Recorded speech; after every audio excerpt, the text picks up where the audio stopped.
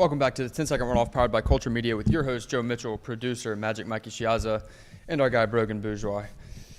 It is the eve of the national championship, the last college football playoff championship in a 4-team format. We will have a college football playoff championship moving forward, but it'll be a 12-team format.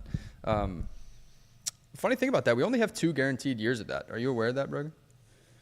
I had no idea. Fair enough. They're only on contract for 2 years, so who knows what it's going to look like in 2026, 2027. I guess that would be the year where we see what that would end up looking like. But yeah, we got Michigan and Washington. The fact that we even get a Michigan-Washington championship is, I'm very excited to see that. 2 very, very different teams. What are your thoughts? Yeah, no, it's 2 completely different offenses, really. It's going to be very interesting. I'm looking forward to this game. All things considering, I really want Penix to get it done. I feel like they deserve it as an offense. I think he deserves it as a player. It's just 2 different styles. Like Michigan will run it until they think they can't run it anymore, and Washington will throw it. And if they can't throw it, they'll throw it some more. Yeah. So it'll be a good game. Yeah. So before we get all into the national championship game, we got the whole show to do that. I want to do that in depth. Not quite yet, though. First of all, we are drinking Bywater bourbon. Let us know where you're watching from and what you're drinking. This is from 7-3 Distilling. They sponsor the show. They sponsor the whole media company. Brogan, you don't have anything, but it's fine. It's fine. I forgot. Yeah, I ran out. It was a lazy day today. Yeah, man. Yeah. But yeah, 7-3 Distilling out of New Orleans, Louisiana. They're great, fantastic. All the spirits are named after neighborhoods in New Orleans. So you got Bywater. They have Gentilly Gin. Right here. Well, Gentilly Gin's right here. Irish Channel Whiskey over here. You got St. Rock Cucumber. So all this stuff's really, really good. It had me all turned around looking at the monitor. 7-3 Distilling, awesome company. Bywater Bourbon is by far my favorite. Y'all go check it out. All right, Brogan. Texas A&M. You know where I'm going with this? Yes, I do. So, the Aggies may or may not have been paid. And I'm not making any allegations here, but they may or may not have been paid $1 billion by the country of Qatar. Whether or not they've caused a national crisis, concern for national security, I guess that's on the table or off the table. Who knows? I'm not going to be the one to say that Qatar now has access to over 500 projects regarding nuclear research. Somebody might. It won't be me. But they did. They did get $1 billion from the country of Qatar. I did see another prominent figure in the college football media world made the allegation that money was used on NIL spending. I don't know that to be true. I couldn't see that. I couldn't find that anywhere other than this person saying that. But nonetheless, it's an interesting topic, and it goes back to something we talked about a month and a half ago.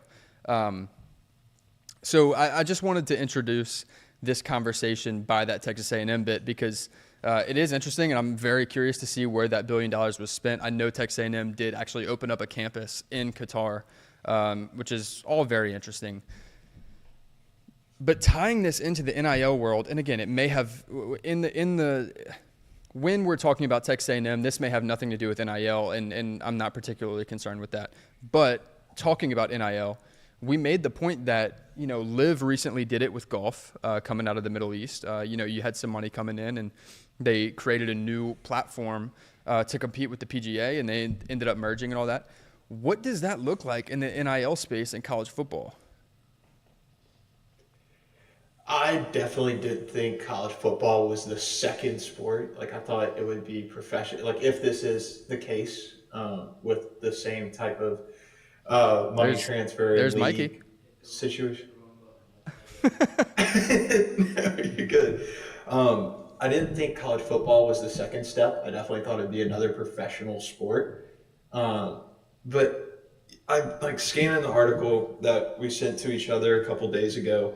And it's like, it feels weird. Like it makes sense. It's like, A&M has a lot of historical oil money, and like people still within their alma mater, and like where they like when they fired Jimbo, it was like, yeah, that's A&M's oil money. Like that's what paid that. So like I get maybe that Qatar and them is the logical partnership, but I didn't see it coming this quickly at all to the college football landscape. So I mean, I keep reading it, and it's a lot of like they say this, we need to check this. So, but when y'all sent it, like my jaw kind of dropped. I was like, that's crazy, but kind of makes sense. Kind of the landscape of the world and where our sports are going in general. So. Yeah, and again, I cannot confirm that $1 billion was used for NIL spending. I'm gonna assume that it wasn't. Right? Texas A&M went and they put a campus in Qatar and all that kind of stuff. So I'm gonna assume that money was not used for NIL spending. But in the case of NIL in the world and where it's going to, it kind of brought up the idea of, we saw this with Liv and golf. Mikey, you want to pop up on the screen here? You and I had a conversation earlier today about what it would potentially look like if this is the route that NIL was going to. And it's a very clear opportunity for the FCS to compete with the FBS. The FBS actually they do pretty well in terms of NIL and donors and boosters and all that kind of stuff. And that's why you see the Texas and the Alabama and the LSU and the Michigan and Ohio State and the USCs of the world, allocating, and Georgia's allocating a lot of NIL or a lot of dollars towards NIL spending to go get the best recruits in the country. I do think that is absolutely an avenue that the FCS schools could take. That's a way to get money in the door really, really quickly and get those players to a Montana or a South Dakota or a North Dakota. South Dakota just won the second championship in a row. Montana was there. North Dakota's got a great program there. And so I think you have a ton of FCS schools that could really benefit from that. And think about the JUCO, the guys that go to JUCO because they want to go play FBS ball but just aren't quite ready yet or don't have the grades yet. All of a sudden there's an avenue there, and it could kind of level out the playing field, especially considering the expansion that we're seeing in college football. You're going to have 16 teams in the SEC. You're going to have 18 in the Big Ten. Like that's something that I don't think is too far down the road. And when we made the point that we only have 2 years of a guaranteed 12-team playoff system, I would not be incredibly shocked to see something like that happen. Yeah.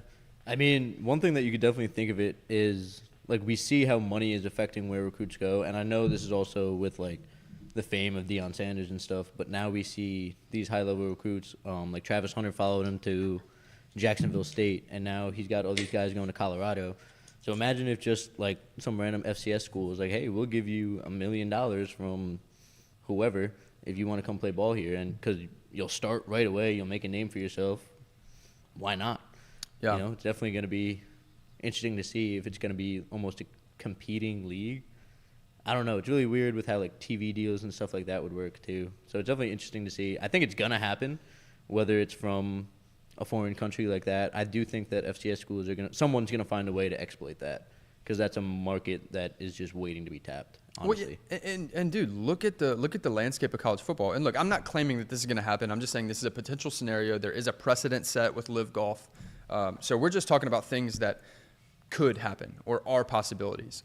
But look at the landscape of college football. Look at the amount of money being made. Like, it's ridiculous within the playoffs. Look at the bowl games. People are dying to sponsor college football bowl games to, have Pop-Tarts eaten after the game and have the Duke's Mayo Bowl where people are taking, they're drowning their coach in mayo after the game. Like, these companies are doing everything they can to be involved in college football. If you don't think there's another entity that is willing to do the same at a large scale for more than one game a year, like, I mean, I don't think that's out of the picture by any stretch of the imagination. What are your thoughts, Bergen? Yeah, I fully agree. And then the issue is, like, if there is a team, like, let's say there's one team that gets the big backing of another entity like this, and they run the table for a couple or years. Or a league, or a conference. Well, you're hoping it's the whole conference, because if it's just one, then they'll exit and go to the FBS. like we've seen in the Yeah. recent past. So it's I think if there is going to be an entity to do it, you go after a conference and not a team. Yeah. Yeah, I'm with you. So that's all hypotheticals, and who knows where that goes. But I thought it was a very interesting topic, and whenever we saw the article about Texas A&M, I was like, this is adjacent to what we were talking about a month ago. Let's revisit that. And again, I'm truly, genuinely not saying that A&M was using that $1 billion towards NIL. I just thought it was an interesting topic. All right, the main reason we're here. National championship game. Michigan beats Alabama in the Rose Bowl. Washington beats Texas in the Sugar Bowl. And here we are, set up with this matchup. Michigan, third year in a row in the playoffs, got their first playoff win. Washington back in the playoffs for the second time, finally got a win. What do we see here? What are you specifically looking for in this game, Brogan? I'm looking for Penix to do Penix type things, to just keep performing at the high level that he is. I think he can really put this team on his back, and he has the wide receiver tools to just continue the dominance that he had versus Texas. And I'm looking for Michigan to just run the ball down their throat. Those are the two offenses like I want to see. The bend don't break by Washington, I think, is the name of the game with their defense. I rewatched some of that game today, and Texas was able to gash some really big plays, big runs, big passes, but they were able to Washington bent all the way to the point of relying on turnovers, and there were two big turnovers in that game that kind of took the momentum away from Texas. So I think if Washington can get at least one, but I'd like a couple takeaways in this Michigan game, then they really, really have a good chance. But if they don't force any, I think Michigan can kind of just wear them down with long stints of possession and kind of impose their will as they see fit. Yeah, I don't necessarily disagree with you. Look, Michigan has the best defense in the country through 14 games of play now. Number one defense, number one total defense, number one scoring defense. We saw what they were able to do to Alabama. Jalen Milroe was in hell in the backfield that whole game. Now, he was probably, in my opinion, the most dynamic player on Alabama's offense. He kept them in the game for the majority of that game with his legs. But the Michigan defense did a number on them, and we've seen them do that to Ohio State and to Penn State. And so this, in my opinion, is going to be the best offense they've played this year. Washington, the combination of Michael Penix Jr., of Rome Odunze, of Jalen Polk, of Jalen McMillan, of Dylan Johnson, depending on that injury that he got in the last play of the Sugar Bowl. But this is going to be a very, very dynamic offense that Michigan's tasked of going up against. They're going to have to get to the quarterback. But look, Penix has only been sacked 11 times this year. He's great in the pocket. The offensive line has been astounding all year. So they got their work cut out for them. On the flip side of the ball, Washington struggled. They've struggled in terms of, I want to say they have the 94th total defense in the country. They're right outside the top 50 in terms of scoring defense. So this is going to be a very, very interesting matchup. To me, the biggest key is what happens when Washington's offense is on the field and Michigan's defense. And then you get to halftime and, okay, who's going to make the better checks? But if Washington doesn't have 14, 17 points by halftime, I think we're very clear on how that game's going to end up. Yeah, I really like that take as well. And then talking about like statistically, Washington, the best defense they've played was Oregon's. It was 56, and they played them twice. Yeah. So, I mean, going from if your best is 56 to the best in the country, that's way harder to do than when you're going against the 100th, 111th, 120th of USC to the 105th of Oregon State. That's kind of the same thing. But Michigan's defense is a different animal. I think they will, at least early in the game, bring some pressure to see how Penix responds immediately. Like if I'm Michigan, I'm blitzing first 3 plays of the game just to set the tone. Yeah. Tell the guys to man up and just see how he handles it. But yeah, I just read that this morning, and I was like, that's a lot of discrepancies between the type of defense that they've played all season to the best in the country. I hear you. I don't think that's a terrible take. I do think that it's a little disproportionate to reality, though. And that's not a shot at you or your opinion or anything like that. But I do think that we have to also keep in mind that when we're talking about these Pac-12 schools, yeah, the defenses are ranked lower, but it's because the offenses are all ranked higher. So, like, to me, right, I would say that Washington's offense, yes, the best defense they would have played in the regular season was Oregon. But look, I thought the Texas-Washington game was going to be as good as it was because Texas had a really good defense. Their defensive line is awesome, like one of the best in the country. Washington put 37 on them and gave them an extra possession. Like, you know, this Washington offense is real. This is not a joke of an offense by any means. This isn't an offense that just got hot at the right time. Like, this is a really, really good offense. Now, granted, they did have a couple games where they struggled to score, namely against Arizona State, was it? Their only touchdown came on defense. I think that game was 13-7. Yeah. That you know, I look at a game like that and I'm like, if that Washington team shows up, it's a blowout. But why would I have any reason to believe that Washington team's going to show up when they just did what they did to Texas and then they beat Oregon twice? Like, this team has all the momentum, and so does Michigan. I think this one's going to be very, very interesting. If you're looking for one stat, what is going to be the stat that sways the game? I know I'm putting you on the spot here. Turnovers. Who wins that battle? I battle? really think it's going to be turnovers. Michigan? I truly think it's Michigan. But I don't know. Like, every time I saw Penix, I was like, that ball's in triple coverage. Then it's like, oh, Odunze just made a crazy catch. Also, it was in the only place that Penix can put it. Yeah. So, like, I don't think it's going to be his fault, like, that they get thrown in there. But I think it'll be like a 2-3 turnover game, and Michigan will get the nod. But if Washington is to win the game, they need to be on the plus side of that statistic. Yeah. So now, on the flip side, what's your statistic you're looking for? Sacks. I think Michigan likes to play. Michigan likes to run the ball. They like to ground and pound. Now they also have receivers that can go out and make plays. You saw it in the Rose Bowl. Roman Wilson is that dude. Like, they're really good. But I don't think Michigan likes to play behind the sticks. Washington is much more capable of doing so because the majority of their offense comes through the air to begin with. And when you have Rome Odunze, when you have Jalen Polk, when you have Jalen McMillan, like, you have guys that can break you off 8 yards a pop or 12 yards a pop for that matter. I want to say they all average 10 or more a catch. So when you can get the ball to those guys in those scenarios, it's not the end of the world if you take a sack once. And also, he's only been sacked 11 times this year anyway. So to me, if I'm Washington, the stat that I'm looking for, if I'm a Washington fan, the one stat that I'm looking for is how many times can you get to J.J. McCarthy and get them playing behind the sticks. I think if they win that battle, then Washington's got a decent shot. But I think they got to win that battle. Yeah, that was one thing that I kept, like, turning to my dad while watching the Rose Bowl. Michigan would hit 6-7 yards on first down, and, like, that is debilitating as a defense, as a fan, as a player on the sideline. Like, you're hoping 2-3 max, and then let both of the coordinators open up their playbook and go wild. But those 6-7 yards, like, when you can just hand it to McCorum, he'll give you 5, break an arm tackle, and fall forward for another 2.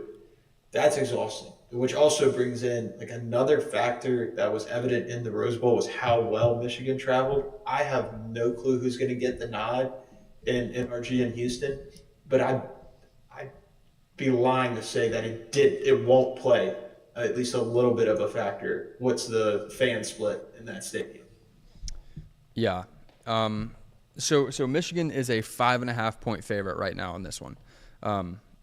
That feels a little bit wide for a national championship game, in my opinion. I agree. So they're a pretty heavy favorite. They're at -192 money line. Being at minus almost 200, that's heavy juice if you're a Michigan fan. So the books are leaning heavy Michigan. Where are you leaning? Washington plus the 5.5. I think it's a one possession game. And also, like, if Washington down 10 points with 2 minutes and 15 seconds left, they will get down the field in 42 seconds if they want to. And that's where they win by 3, they win by 4, they win by 2. So I think a trash time touchdown either way will is why it's at 5.5. So it forces you to kind of pick what side of the one possession game you think they'll be on. I think Washington covers though. I want them to win. Don't think they will, but I'll take the plus 5.5. Okay. I think if you're Michigan, like I said, if you're Washington, you got to be chasing the sacks. If you're Michigan, you're at a disadvantage offensively. Now, when your offense is on the field, it's not the end of the world because Washington's defense is on the field, and outside of they have really good defensive backs, and Braylon Trice is dangerous. If he can beat the tackles, or I would imagine Michigan's going to try to double team him all game. But you got to keep an eye on Braylon Trice. You have to be careful in the secondary. But when your offense is on the field, you can pretty much control the time of possession. You can run the ball. You should be able to run the ball effectively. But when Washington's offense is on the field, they're going to score. I don't care how good your defense is. They're going to put up 21, 24, 28 points on you. And so if I'm Michigan, you hold on to the damn ball. You win the time of possession, and you win it, drastically. So that's got to be the game plan for them going in my opinion. And if I'm Washington, you can't play into that. You can't try and beat them at their own game of time of possession. I think every time you have an opportunity, you go score, because you're going to need to score a lot if you're Washington. Look, we talk a lot about Washington's offense. Well, Michigan's, their scoring offense is right there with them. I want to say Washington averages 37 some odd points a game. Michigan averages 36. They just do it differently, and they control a lot more time of possession. So this is a dangerous game for Washington. Is it winnable? Yeah, absolutely. They're in the national championship. They just did it against Texas. They did it against Oregon twice. This is a very good team who, in my opinion, deserves to be in the national title. But you have a lot less room for error than Michigan does if you're Washington. So I think if you're Michigan, you got to control the time of possession. If you're Washington, you have to get to the quarterback and get them playing behind the sticks. They're probably going to break off 4 or 5 yards on first down. Second down, you got to get to the quarterback. I completely agree. And then going back to the spread with minus 192, we're talking about juice and stuff if you're not a betting guy, that's kind of ridiculous at the national championships like that. If you I'm looking at ESPN bets and their analytical page on the whole game. Their matchup predictor is a 74.3% chance that Michigan's going to win this game. That is absurd. So if you need, some people maybe listening will watch, don't fully understand the kind of mathematics behind a spread. They're giving them a 75% chance to win the game before the ball's even kicked, which is absurd. Yeah. Well, let's get your prediction. You said Michigan. You have a score prediction? Ooh, yeah, so 56.5, 5.5. Give me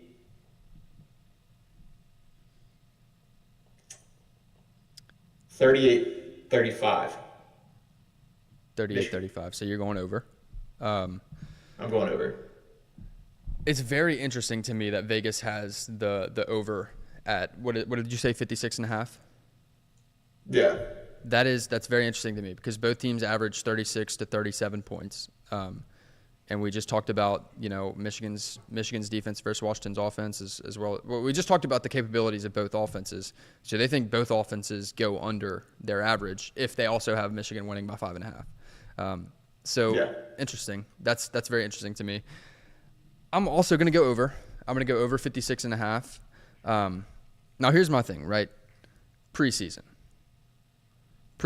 we were doing our schedule predictions, or our record predictions, and I said Washington was going 12-0 and winning the Pac-12 championship. I was going to bring that up. I was like, why haven't you harped on yourself a little bit yet? And I'll tell you why. You called this team. I'll tell you why. Because preseason, I said Washington was going 12-0, going to win the Pac-12 championship and find themselves in the playoff. I went back on that. I was a coward in the last couple weeks of the season. I was, and I can admit it. I can admit it when I was wrong. I did not foresee Washington having to play Oregon twice, and when they did, I backed out of that statement, and I feel like an idiot because of it. And here's my holdup now. You look at the entire landscape of the college football playoff era, there has not been a team with less than half their roster of 4- and 5-star players. Has not been a team to win it. Everybody has had a blue chip ratio of 50% or more. Washington does not have that. Michigan's is 51%. Very, very interesting stat. There is not a precedent for a team with less than half their roster of 4- and 5-stars to win the national title. But I have to make up for the cowardice that I showed in the last couple weeks of the year. Yes. I picked Washington preseason to make it to the playoff. I'm taking Washington. Give me the Huskies.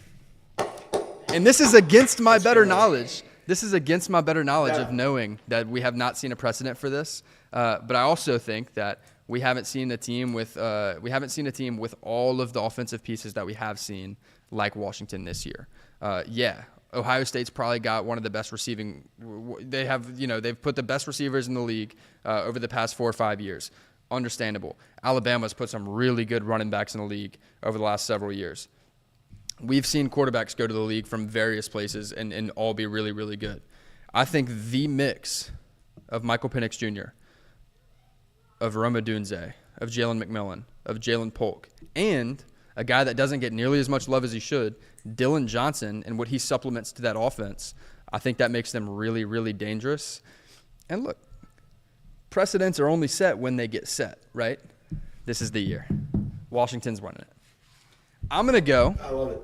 I'm going to go 35-31, Washington money line.